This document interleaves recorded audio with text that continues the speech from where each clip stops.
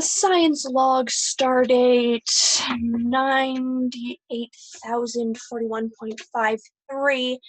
Planet seems to be Class M, not unlike Earth. While on shore leave, I will be undertaking the assignment of comparing the historical records of the USS Enterprise's adventures to events from the Earth period known as the Cold War. Buckle up, Buttercup, because you have just opened a whole new can of worms and uncovered a monster, and that monster is me talking about Star Trek. So, one of the things that I would like to say before we begin is that Star Trek was ahead of its time. Not necessarily film-wise, I mean, the background rocks and just all of the set looks like styrofoam, because it probably was, but I mean more culturally wise.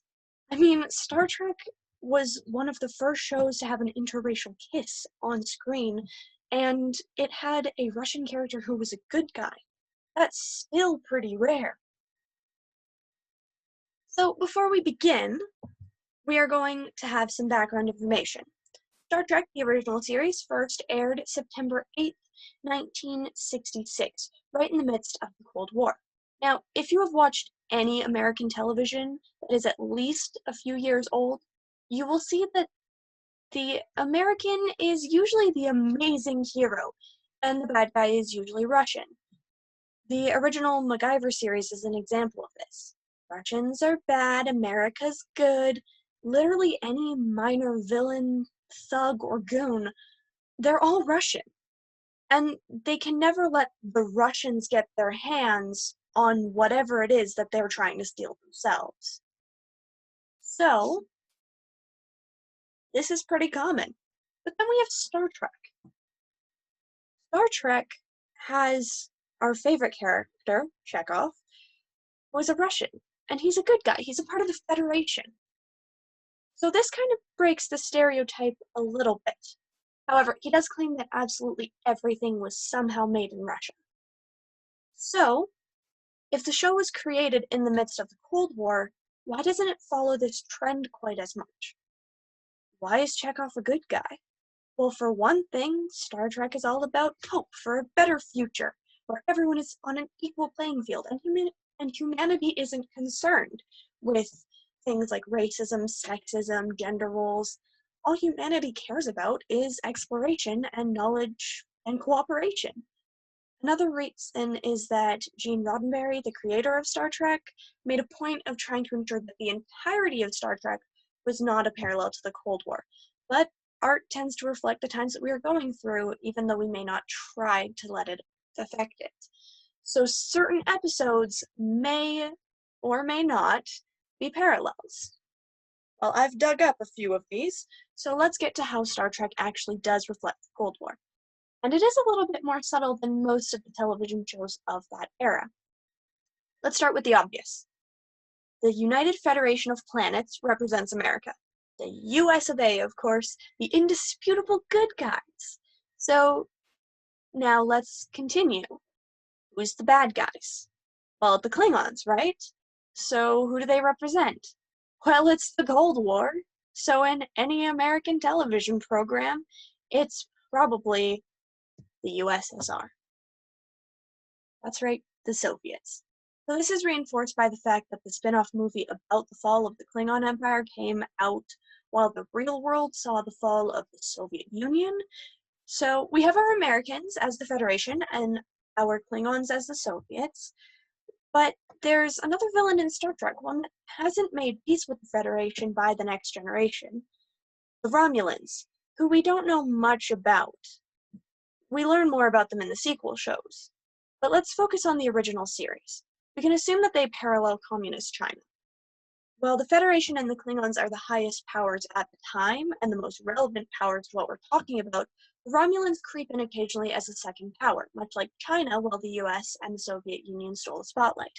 So now we have our powerful good guy, our equally powerful bad guy, our underlying evil power, and these parallels are a little bit uncanny, you gotta admit, to the point where we aren't really speculating at this point. Now, we know that the entirety of Star Trek was not intended to be a parallel, but certain episodes are undeniably similar. So, let's start looking into the actual episodes themselves. The episode An Errand of Mercy, in this episode, we once again see, or for the first time see, the Klingons fighting the Federation for control of a planet. This is the episode where war is officially declared, and I believe it's the first time we directly see the Klingons, though I could be mistaken. I did not watch the entire series again in preparation for this video. So, war has been officially declared between the Klingons and the United Federation of Planets. So, the Federation is trying to protect a planet and warn its citizens, but the citizens simply give in and allow the occupation. Here we see the Klingons as ruthless and cold-blooded, killing citizens and ruling with no mercy.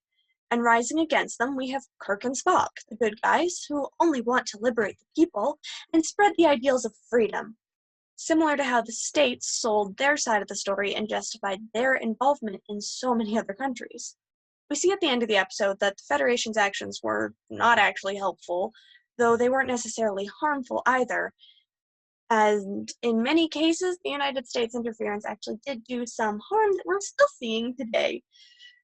Ignore that of something probably trying to beam in. We don't want it to beam in.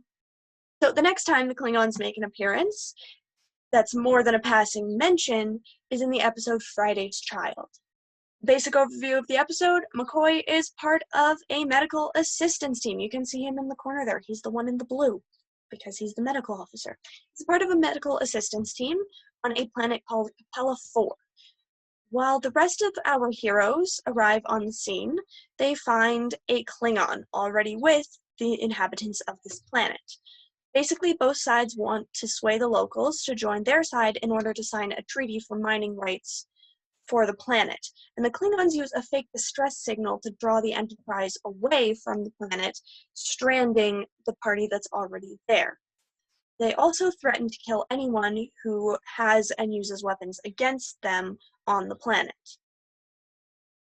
In the end, the Federation overcomes the Klingons, gets the vote, and Coy and Kirk end up with a kid named after them. So, again, our two great powers are fighting over a resource in a less developed area where the people have no allegiance to either side. And of course, they both use tricks and devious tactics to get it. So another part of the Cold War was backing opposite sides, but we're going to get to that a little bit later. First, we're going to talk about one of my favorite episodes, The Trouble with Tribbles, or Trouble with Tribbles, there's no the. This takes place on the station K7, orbiting a planet that both the Klingons and the Federation have claims to, but the Federation believes that their claim is stronger. The Enterprise arrives around the same time as a Klingon vessel, whose captain requests his crew be allowed to have shore leave on the station, and Kirk cannot deny his request because neither side is actually in control of the undeveloped planet.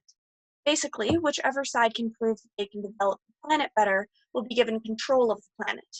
USSR and the US had similar programs like the State Department Agency for International Development, whose purpose was to provide agricultural assistance to developing countries.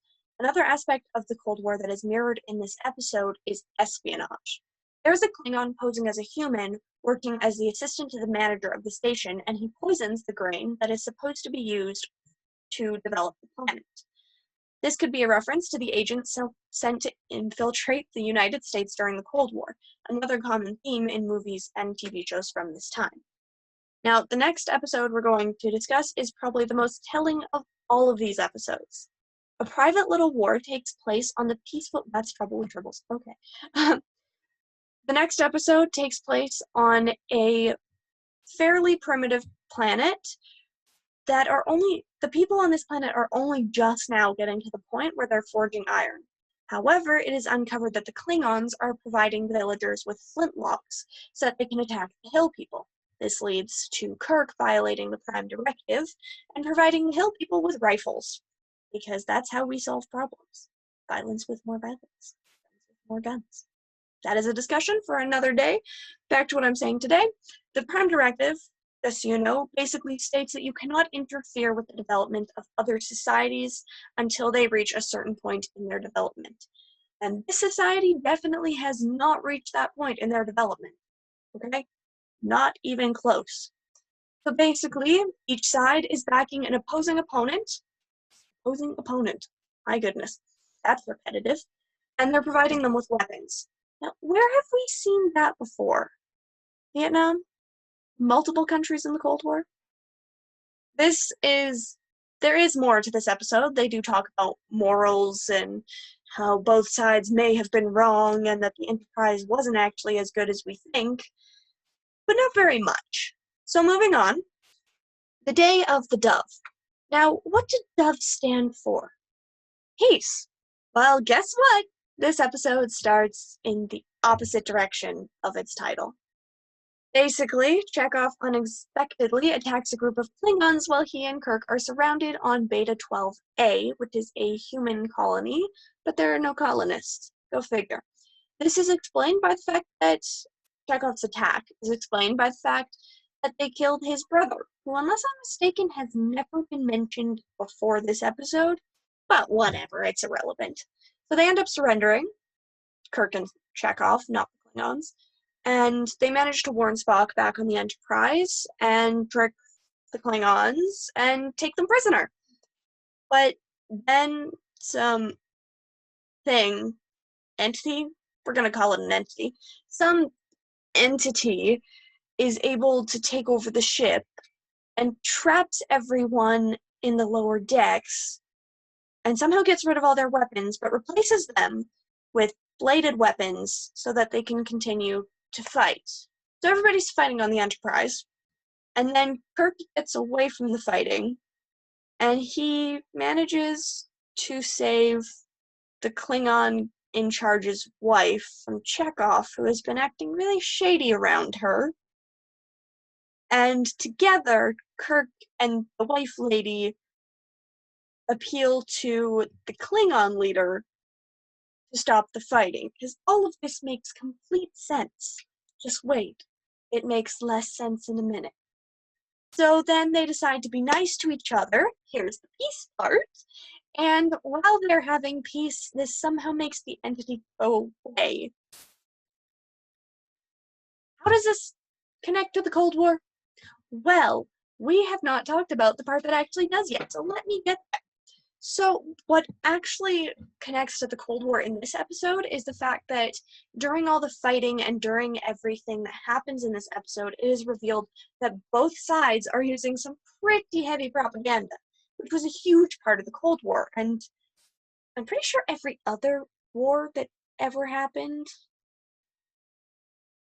So there's a lot of propaganda going on. Now, there's one last major appearance of the Klingons in the original series, and that is in the episode, I really hope I'm saying this correctly, because if I'm not, I will feel terrible, Elan of Troyes, something like that. This is the one not Star Wars, I am very ashamed of myself right now. That is the one Star Trek thing that I am not sure if I'm saying correctly. So, we're going to try to not have to say it again. Basically, in this episode, the Enterprise is on a secret mission, and this mission is to transport a lady from one planet to another planet, and at that other planet, she is going to marry somebody. The purpose of this marriage is to stop a war that's been going on for a very long time, but things go wrong as they usually do, and they discover that they have a Klingon ship trailing them. They manage to capture a Klingon who somehow got onto their ship, but he commits suicide before he can be questioned. The Klingon ship charges the Enterprise, and they discover that the Klingon they captured had tampered with the ship, so if they did anything to fight back, they would explode. So the Klingons demand Kirk surrender. Big shock, he doesn't.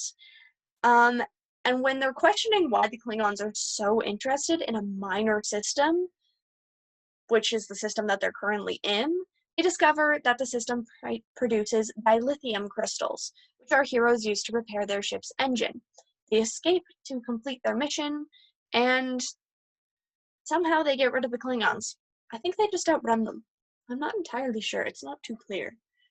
So, basically,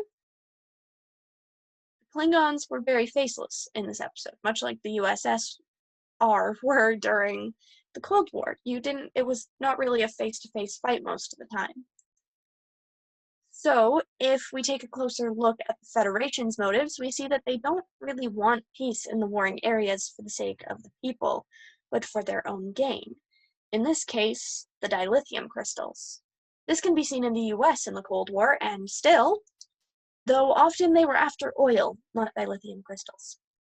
So in conclusion, we can concur that the entirety of Star Trek was not a metaphor for the Cold War, but certain episodes did present parallels, and of course it did.